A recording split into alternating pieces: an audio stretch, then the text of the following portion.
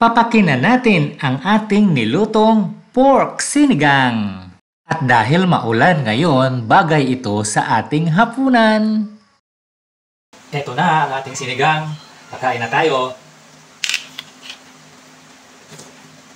Ang sarap. Grabe.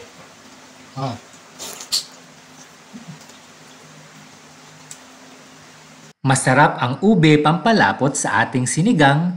Mayroon din tayong sitaw, kamatis, talong, pechay, siling haba, sibuyas, bawang, paminta, at syempre hindi pwedeng mawawala ang Knorr Sinigang Mix. Dahil wala kaming ref sa probinsya, pinakuluan ko na yung mga karne kaninang umaga at nilagyan ko ng kunting asin para may kunting lasa at hindi madaling masisira. Maggigisa muna tayo ng ating mga aromatics, ang sibuyas at ang bawang upang maging mas mabango at mas lalong sasarap ang ating rekado, ang ating lulutuin na sinigang na baboy. O diba? Tara! Ngayon, isasama na natin sa paggisa ang ating pinalambot na karning baboy. Pinalambot ko ito kaninang umaga dahil nga wala kaming ref. At dahil ngayon sa aking pagluluto, ito ay para sa hapunan.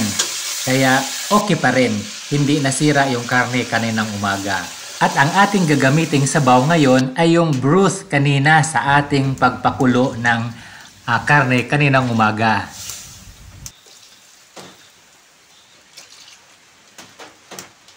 Siyempre kahit pa anong uri ng sigang, kulang ang lasa nito kung walang patis.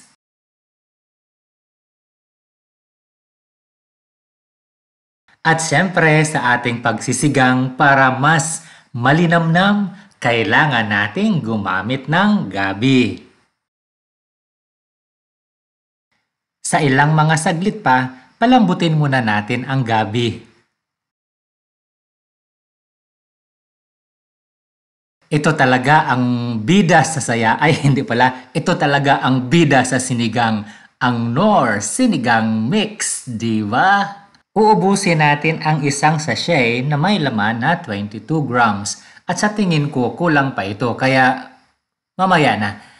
Tikman-tikman ko muna ito later on at mamaya ko na malalaman kung kulang pa ba itong ating nilagay na Knorr Sinigang sa Sampalok Mix. Siyempre, hindi talaga pwedeng mawawala sa ating menu, sa ating pork sinigang, ang paminta. Siyempre, maliban sa pagpapahusay ng lasa, sa pagbibigay anghang at sa aroma ng paminta, ang paminta ay may mga antioxidant at anti-inflammatory properties na maaaring makatulong sa ating kalusugan. O diba ang saya kapag gumagamit tayo ng paminta? Ang talong ay nagbibigay ng creamy texture sa ating ulam, samantalang ang sitaw ay nagbibigay naman ng crunchy texture sa ating ulam, di ba? Ang sarap. At maliban doon, ang sitaw at talong ay nagdadagdag ng nutritional value sa ating mga nilulutong ulam. Ang siling haba ay nagbibigay ng kaunting init at dagdag na lasa sa sinigang, habang mayaman din sa vitamin C at antioxidants. Ang kamatis naman ay nagbibigay ng natural na asim at umami, pati na rin ng vitamin A at C na mahalaga sa ating kalusugan. Katulad nga ng sinabi ko kanina, kulang yung isang sachet ng sinigang mix. Kaya ngayon, dadagdagan natin ang kalahating sachet ng Knorr Sinigang Mix para tiyak at tumpak ang lasa at sarap. Ang pechay ay nagdaragdag ng sustansya sa sinigang, tulad ng vitamins A, C at K, pati na rin fiber. Nagbibigay ito ng malutong na tekstura at sariwang lasa na nagbabalanse sa asim ng sabaw. Bukod dito, ang pechay ay mababa sa calories ngunit mataas sa nutrients na nagpapalusog sa pagkain na ating niluluto.